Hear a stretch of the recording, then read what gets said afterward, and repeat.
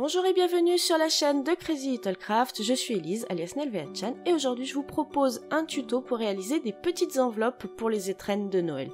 Cartes cadeaux, chèques, espèces, enfin billets tout simplement.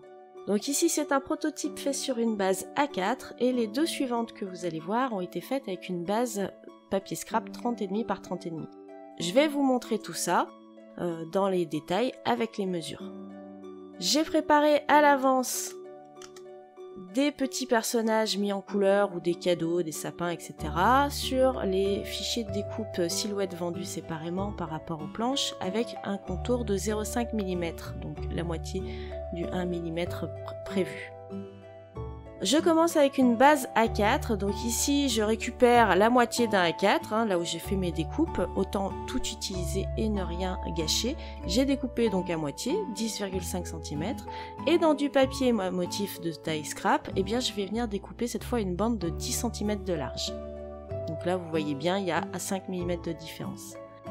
Sur mon papier de structure, je viens faire des repères, un premier à 5 cm, puis un deuxième 12,5 cm plus loin. Il va me rester à peu près 12,1 cm. À partir de ces repères, je vais venir plier mon papier. Donc moi je m'aide d'une planche de pli, enfin d'une... oui c'est ça, pour tracer les plis. Généralement, ça fait des plis bien droits, après c'est tout à fait réalisable sans.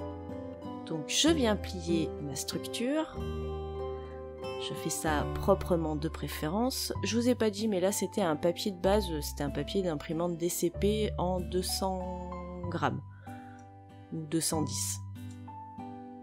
Voilà, donc on voit bien qu'il y a moins... Le grand volet est plus petit que la base interne de l'enveloppe, c'est fait exprès pour faciliter le pliage. Dans mon papier à motif, je viens faire pareil des repères, donc un premier à 4,5 cm, un deuxième 12 cm plus loin, et un troisième à 11,6 cm. C'est un peu bâtard, mais c'est comme ça. Cette fois, je ne plie pas, je viens découper. Donc pour découper, je commence par les plus petits morceaux, parce que c'est plus facile quand la surface de découpe est grande. Si vous les faites en dernier, vous allez galérer un peu plus. Comme j'ai fait mes repères dans la continuité et que ce papier à motif a plus ou moins un sens, eh bien je vais pouvoir conserver ce sens-là dans le positionnement de mon papier à motif. Donc tous mes rectangles découpés ont finalement 5 mm de moins que ma structure, ce qui me permet de les centrer et d'avoir à peu près à l'œil 2,5 cm tout autour de chaque papier à motif. Sur les papiers de mes extrémités, je viens arrondir les angles, donc je le fais sur le papier à motif, mais je vais également faire cette opération sur le papier de structure. C'est plus doux, moins brut.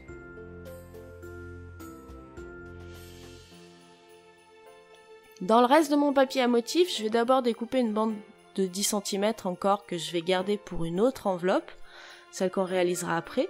Et dans ce qui me reste, eh bien, j'enlève la frise du bas, je la garde bien précieusement parce que ça va me permettre de faire de la déco. Pas sur cette enveloppe mais une autre. Et puis j'ai découpé un rectangle de 12,3 cm de large à l'intérieur de cette chute. Dans ce rectangle, je repère la moitié dans le plus petit côté. Et alors j'ai pas de mesure précise, je ne me souviens plus de combien ça mesure, mais bon finalement peu importe. Et je viens découper donc ce rectangle de 12,3 cm dans la longueur. Je garde bien ce morceau là de côté et je conserve l'autre avec ce qu'on fera sur l'autre enveloppe pour avoir l'autre côté du motif. Je prends deux dies ronds, un plus petit que l'autre. Avec le petit, je vais venir découper un cercle dans mon papier à motif. Donc là, de ce côté pour l'enveloppe qu'on est en train de faire. Et puis, je prévois directement la deuxième enveloppe. Et cette fois, je retourne mon papier pour avoir une meilleure finition. Dans le même papier que ma structure de base, je viens découper cette fois un plus grand rond. Et maintenant que j'ai tous mes cercles, eh bien on va pouvoir commencer à faire un peu l'assemblage.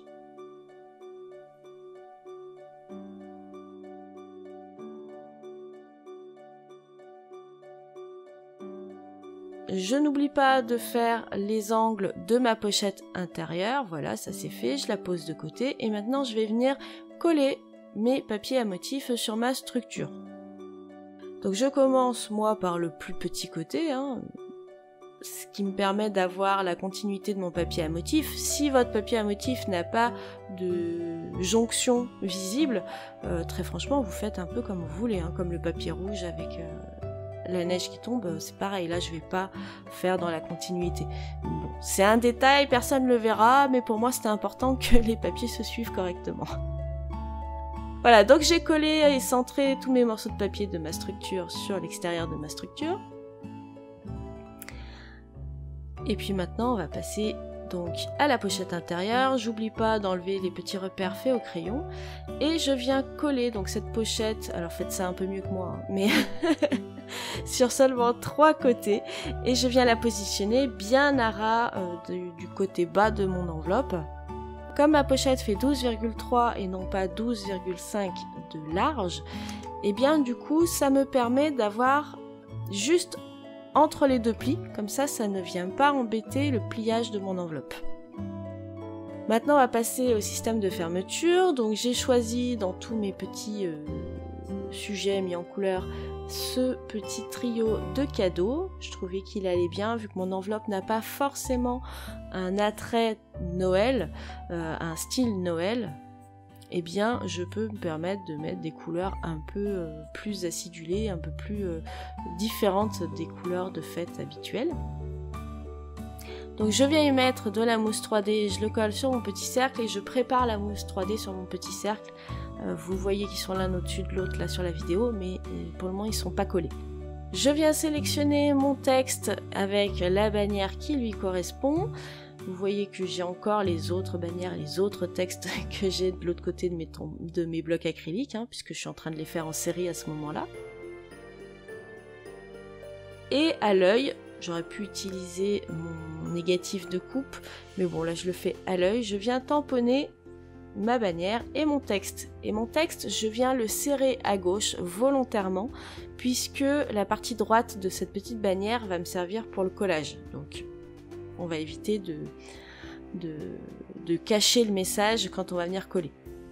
Vous voyez là j'utilise une autre frise d'un autre papier que j'ai gardé précieusement et je viens en faire une petite bannière également. Je coupe en queue de poisson et là pareil sur une autre chute de papier, ce qui me permet de faire des petits embellissements facilement et pour avoir un joli petit rendu.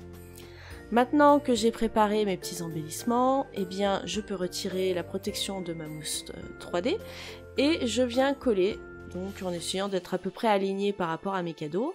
Donc là j'y suis allée un peu violemment, mais bon c'est pas grave, je repositionne et je continue de coller les divers morceaux de papier.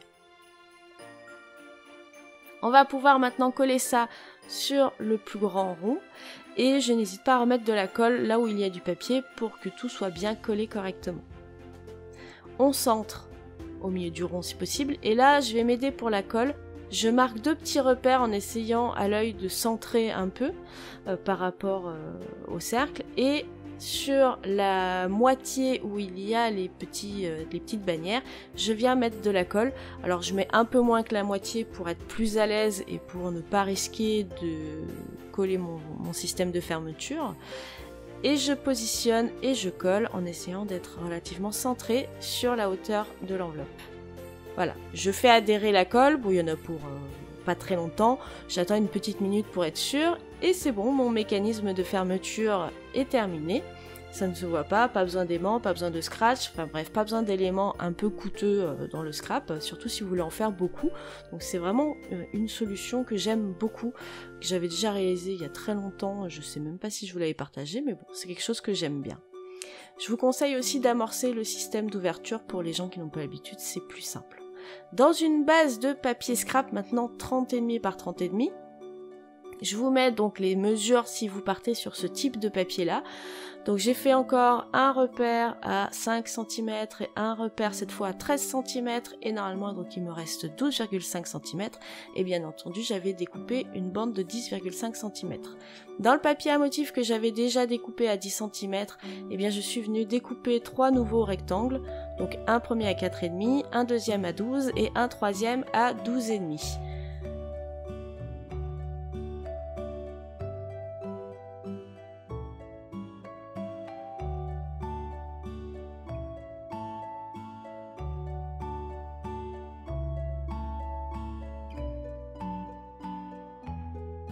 Bon, je vous ai épargné la reconstruction de l'enveloppe, hein, on l'a déjà fait une fois, et je vous montre le résultat, donc cette fois avec une enveloppe qui est faite sur une base craft et non pas sur une base blanche, donc c'est quelque chose d'un peu plus traditionnel là pour le coup avec le lutin, mais que j'aime beaucoup.